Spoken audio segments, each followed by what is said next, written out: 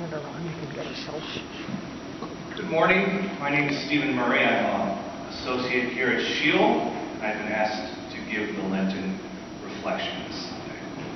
This week's question is, would you risk it all? Now that's a big one. It's a big one. So I'm going to start by asking you another question, and you can answer by showing your hands. Who here would be willing to do the following? Grab your staff, put on your sandals, gird your loins, and come with me to find God in the desert. Nobody? It would only take about 40 years. We got one back there. We're great. You should be doing this speech. The idea of risking it all can be hard to relate to because we have so many stories of people who really did risk it all. I didn't leave my native country and come to another country where I don't even speak the language to make a better life for myself and my family. I'm not working 2 jobs to support my family. I don't have to travel to the Mayo Clinic or Johns Hopkins to receive treatment. I haven't given everything up, a privileged upbringing, all the comforts you can imagine, to minister to the poor and start a new religious order that ministers to the poor. St. Francis did that. I don't have that kind of courage. I haven't even taken the leap that would be fitting of my profession. I'm a theater director. For me to risk it all would be to quit my day job and move to New York and try to make it on Broadway. And I definitely won't be wandering around in the desert looking for God anytime soon. Frankly, I don't have time to wander around in the desert right now. I have other things to worry about.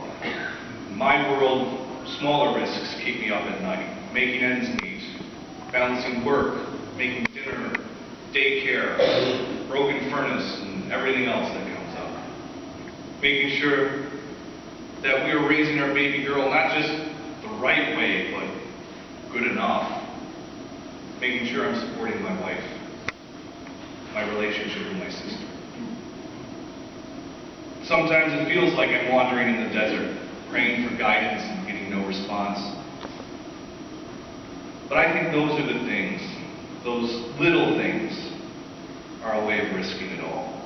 Because it is the little things, like a pebble in a shoe that cause discomfort and distraction and keep us from God. Case in point. I have a bad relationship with my sister. Really bad right now. And I'm embarrassed by it, so I won't go into the details, but I will say that it is my fault. And I have apologized several times for my mistake, but she's unwilling to hear that. Frankly, I don't blame her. I pray on this a lot. What to do, because the right thing would be to lay it all at her feet and risk it all. To be willing to embrace her anger and her shaming of me, to go through an experience that would be very painful for me, with no guarantee that our relationship will ever be repaired. To make that full effort would be to risk it all. I know the answer, but I haven't done it yet. I haven't done it because I'm afraid. I don't want to go through those feelings.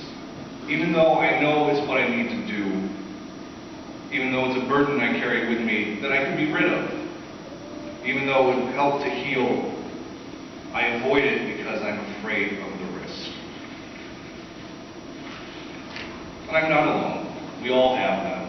Whether they're big, like giving everything up to find God in the desert, painful, like in my case, or small, we all struggle with risking it, and probably every day.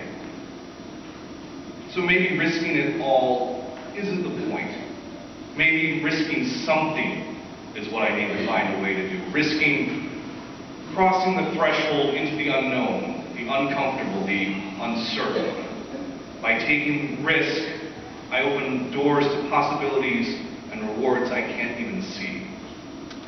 Because we are wandering in a desert of uncertainty and unknowing, and isn't it far better and less risky to know that you're wandering with God?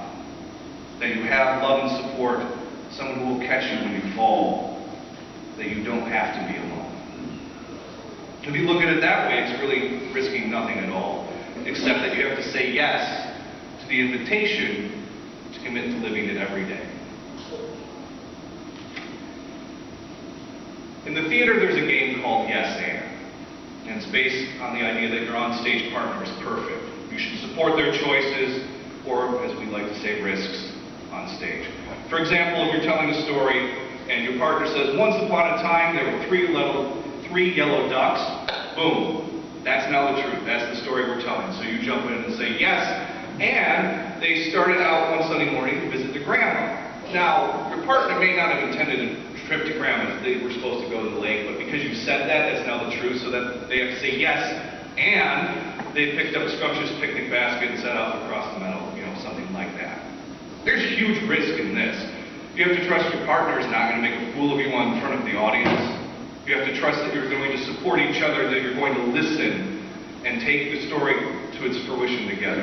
And even if something goes wrong, because you're playing yes and you're working together, you have the support you need to get out of it. Now, we have a beautiful 9-month-old girl, and when my wife was pregnant, I went to a friend of mine who was a father and asked him for some advice.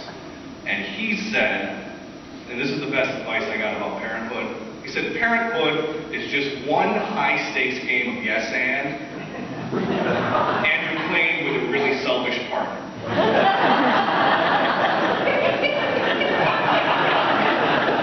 I took this advice to heart, and it served me well in the first few months of parenting.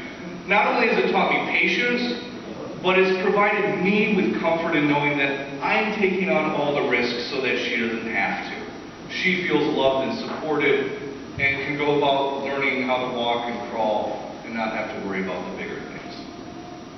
So for a final reflection, I challenge you today to play your own high-stakes game of yes and. God is a great partner. He's very trusting, very giving. But you have to remember that it's yes and. Not yes but, yes and. You have to play too. God's a better player. You have to play too. But also play with everybody else. Play yes and with your wife, with your children, with your sister, with your boss, and with a stranger you meet on the street. Life is worth the risk, and you just might be surprised by the results.